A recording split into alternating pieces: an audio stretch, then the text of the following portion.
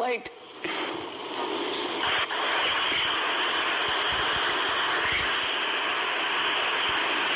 I don't know. Anything I say, you're just gonna like get mad at, and you're just gonna hang up on me. So I feel like I'm not gonna hang up on you. You know what it is. what does that even mean? I'm not gonna get it. You want to be to me now, so. I don't want to be. Don't manipulate me. Oh no, that mercy. If you sit there one more time, I'm gonna. When I see you.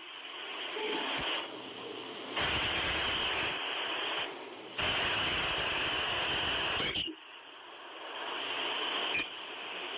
Wait.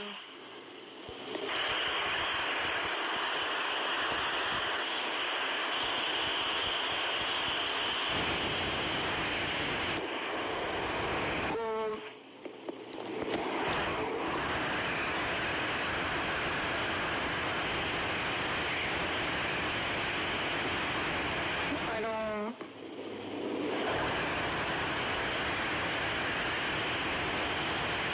You know what? Well, I don't want to be. Yes, you do. I don't think you have a choice in the matter.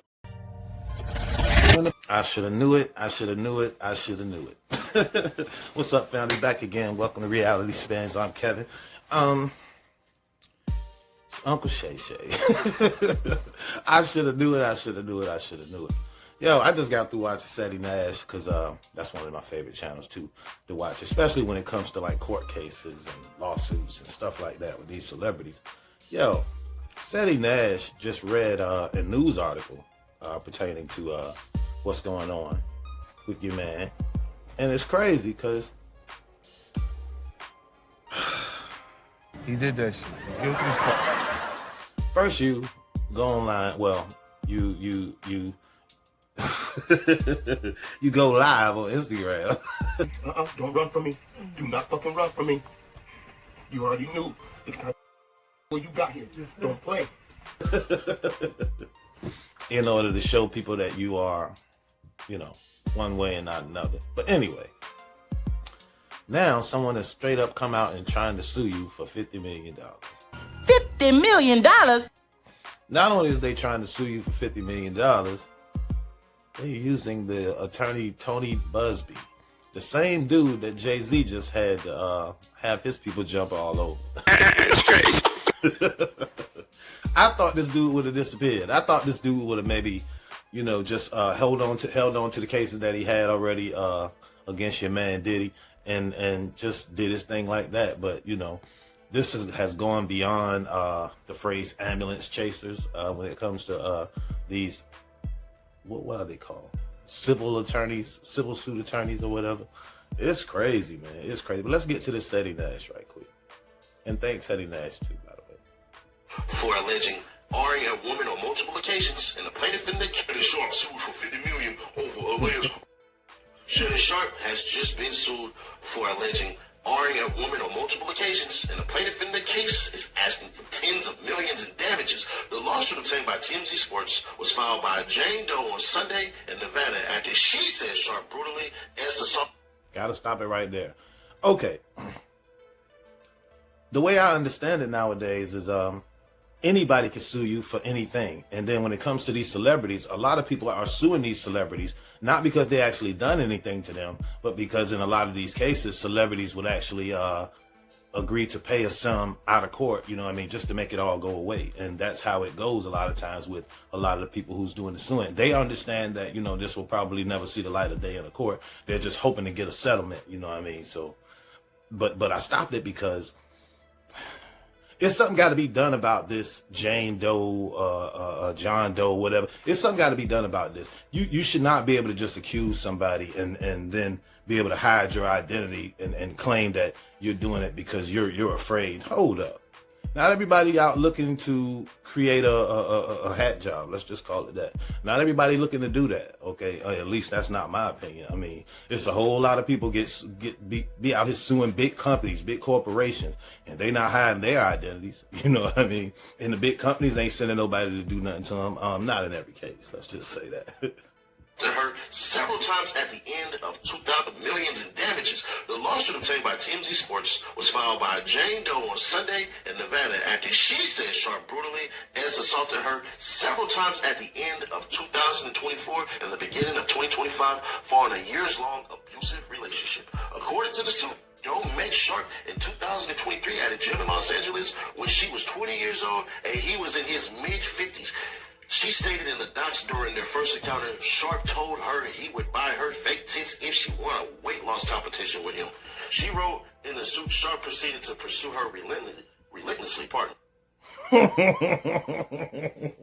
Lil Baby got a line in the song, if you act right, I'll fix your body.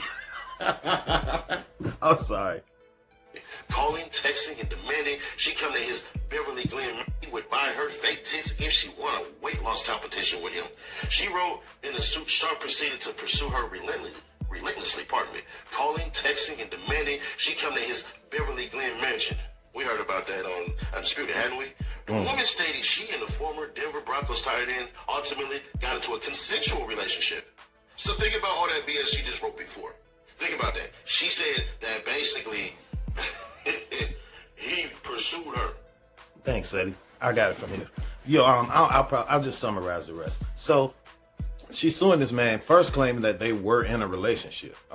And if you read that article or if you go through that article, it sounds like she's getting direction straight from her lawyer. Got to be, because they make it sound like Shannon Sharpe is a potential or an alleged Sean John. Let's just say it like that. Okay, they make it seem like she was in this abusive relationship with him, and she kept coming back, and it was more and more abuse, and it's almost like Puff and Cassie's situation. That's how it read to me when Seti was reading it the first time, and then when I put it on pause and I put it on mute and just start reading it myself because I couldn't believe it. You know, I was like, This just sounds too familiar. You know what I mean? How could they be using the same script for this man that they're using for this man? You know what I mean? So I don't know. I just think it's getting way out of hand, man. Way out of hand. But yo, that's just the beginning. I got some more stuff I want to talk about. I don't just want to talk about that. Women in space. Whole lot of talk out right now about Gail King and the rest of these ladies going in space. And I watch one channel called Casper Sight, and he does a lot of digging. Him, Popcorn Planet, a few other people. But I watch a lot of these channels, and a lot of these guys are saying that, you know, it's fake, or it's this or it's that. I don't know. All I say is if y'all went to the edge of space, ladies, congrats, more power to you. You know, if y'all didn't, then it's just more in keeping with what's been going on with keeping the sheep, us, you know, believing one thing when it's really something else. But when I was watching the Casper Sight video, he was going over somebody else's video footage about how they're supposed to have experienced all of this G-force on the way up, but none of them expressions ever changed. And then they did a side-by-side comparison of a real pilot doing a simulation of I don't know if it was real or not, but or in a simulator or in like a real plane, but he was they were simulating G-force with this real pilot on one side and had the ladies on the other side, and how this guy was almost not completely out, you know what I mean, by the time they got to G-force 4 or whatnot. So a lot of people saying there's a lot of fishy stuff going on with it. I really don't have an opinion either way. I just feel like, you know, if we still looking for people to tell us the truth, then yeah, we'll be looking for a while. Next subject. Okay, we got Shannon out the way. We got rich women out the way. Michael B. Jordan. Yes. I got a review coming for the movie Sinners. I went and watched it Saturday. Oh man, and it was one of the better things I've seen in a long time. I really love period pieces. Period pieces when, you know, they go to a certain time in history and, you know, they make a movie about that, you know what I mean? And that movie takes place in like 1930s, Great Depression era. So, and I was watching, I was flipping through I was scrolling through my shorts, and one guy I saw, he was trying to do a shorts review on it, and he was like, yeah, it's set in the 1930s Old West.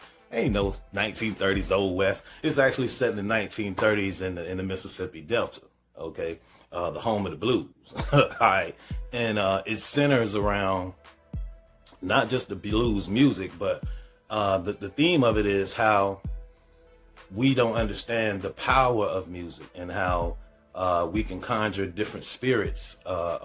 And don't get me wrong, I ain't trying to get spooky, you know what I mean? But I do believe this right here when it says conjuring different spirits, because music brings out certain emotions in everybody. It do it to me, it do it to you, you know what I mean? And that can be considered conjuring a spirit, you know what I mean? Gives you different emotions. I hear a song, and it could be at night, I could hear a song that makes me think of a nice sunshiny day, you know what I mean? Or puts me in the mind, or gives me that feeling of a nice spring day or whatnot, you know? So yes, I understand it from that level, but it's that. But the reason I want to highlight Michael B. Jordan is because, yeah, we've all over the years have watched the elevation of movies and how they make movies as far as like special effects go. And we've seen people play what's called doppelgangers or play double roles. You know, we've seen Martin do it. We've seen Eddie Murphy do it, just to name a couple. But we've seen people do that. But in this movie, man, this was great, okay? For them he was playing his own twin, but they made it so realistic that there was no question really of them being two separate people. You know what I mean? It was no question. Yes, we know it is Michael B. Jordan, but if anybody had never saw him, they would have honestly thought that it was two people playing those parts. Okay, that's just my opinion. It's also a movie that, you know, I'm the type of person where I used to like to look good, you know what I mean? Get dressed up nice and you know, and be dripped out. I used to like doing that. But then I started learning that I was really just a free advertisement, you know what I mean? So if I got on something somebody like and they see it, you know, there's always going to be people who see what you have on and be like, yeah, I'm going to try to find something like that, or I'm going to try to find that, you know? So you're basically paying these companies to advertise for them, you know what I mean? And once I figured that out, I stopped being, you know, the type of person who actually just want to, you know, just ball out and look a certain way. So I said all that to say this. I'm not somebody who endorses movies, you know what I mean? But this is a movie I am behind. This is a movie I will tell people to go see. You know what I mean? It's that kind of movie. It's that good. It was that well made. The director, his name I believe is Ryan Coogler. He's also the guy that made Black Panther. And I was watching someone else's video talking about him, and they were saying how this is only like his 5th movie. You know what I mean? And he's already becoming a great director and producer in the film industry. And I think that's cool, man. And if you stayed to this point, family, I want to say thank you. Like the video if you like the video. Subscribe to the channel. Comment if you have anything to say. Share, and I'll catch you on the next one. Thanks a lot. Salute.